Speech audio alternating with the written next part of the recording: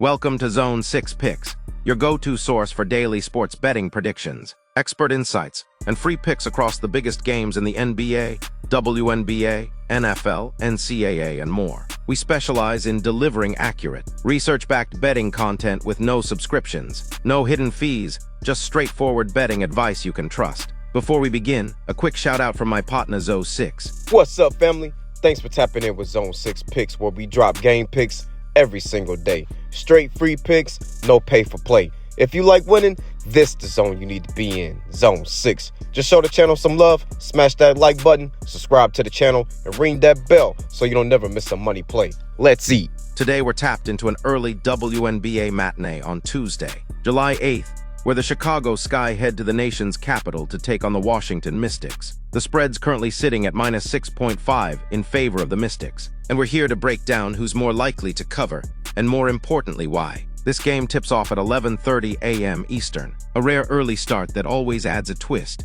especially for a traveling team like Chicago. This will be the final game of a 4-game road stretch for the Sky, and fatigue is absolutely a factor here. Meanwhile, the Mystics are coming back home off a road trip of their own, but unlike Chicago, they've got 2 full days of rest and preparation coming into this matchup. That's a major edge when you're talking about travel wear and tear, recovery, and game day sharpness. Injuries are another major storyline. For Chicago, they're without 2 crucial pieces. Camila Cardoso, their promising big, is still out.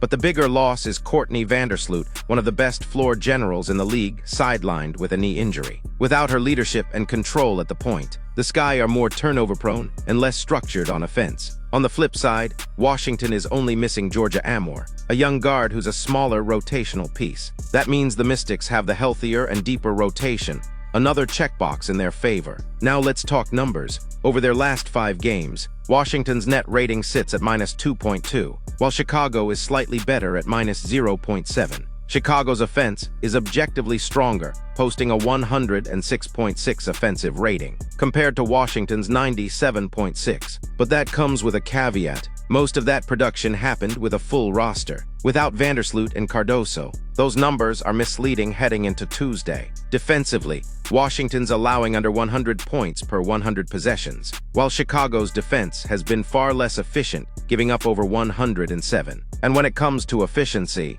Chicago's turnover rate and Washington's rebounding edge cancel each other out. But the Mystics do one thing that's critical when covering a spread: they limit mistakes. There's also a subtle revenge narrative here. Chicago is looking to get back at Washington, who already beat them earlier in the season. But let's be real, revenge only matters when you have the horses to execute. And right now, the Sky are short-handed, fatigued, and operating on low chemistry. Washington's back in their own gym, rested and probably ready to lock in after a few rough road games. Add in the early start where tired legs and slower starts often hurt the road team, and this spot screams advantage Mystics. The books opened Washington as 5.5 favorites, but the line has now steamed up to -6.5. The total also dipped from 160.5 to 159.5, suggesting the Sharps expect a slower-paced, grind-it-out game again, something that favors the team with fresher legs and a better half-court defense. The publics on this 64% of tickets are on the Mystics, but more importantly, 98% of the money is backing them. That kind of sharp alignment is hard to ignore. So how do I see this one playing out? I've got Washington pulling away in the second half and locking this one down with defense. My projected final score, Mystics 84, Sky 76. That puts them comfortably over the spread and gives us a clean cover. Now let's shift gears and head to the nightcap in New York City, where we've got the Las Vegas Aces squaring off against the Liberty in what's easily the marquee game of this 2-game slate. This one tips off at 10 p.m. Eastern, and odds makers have the Liberty installed as 5.5-point favorites at home. But this number is raising some eyebrows, because when you dig into recent form, injury news, and team metrics, it looks like Vegas might be holding the real value in this spot. Let's start with the injury report. The big news here is that New York is without Jonquil Jones, and that's no small piece to overlook. She's the defensive anchor for this Liberty squad, a rebounding machine, a versatile scorer, and their best post defender. Without her, New York becomes very vulnerable inside, especially against a physical team like the Aces. Las Vegas, on the other hand, is dealing with some minor depth issues. Cheyenne Parker-Tyus is out, and Megan Gustafson is questionable, but their core remains intact, and that's what really matters in this matchup. Now let's get into the numbers.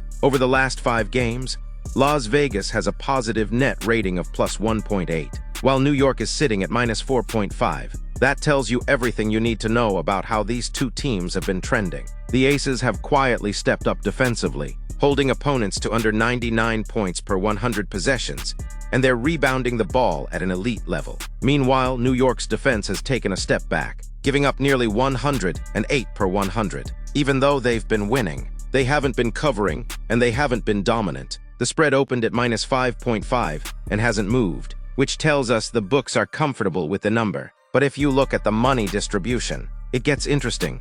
A slight majority of the public bets are on the Liberty, but nearly 70% of the money is backing them too. That suggests some sharp money or possibly overconfidence in New York's record, without factoring in current roster health and recent struggles. This game should play faster than the day's earlier matchup. New York averages a pace of 96, while Vegas comes in around 93. If the Aces can control the boards, and they should, given New York's rebounding issues without Jones, they'll dictate the tempo. That favors Vegas in a game expected to push over 165 total points. When you put it all together, New York's defensive regression, the absence of Jonquil Jones, and Vegas trending up despite 500 record, I think the value lies with the road dog. My final projected score: Las Vegas Aces 85, New York Liberty 82.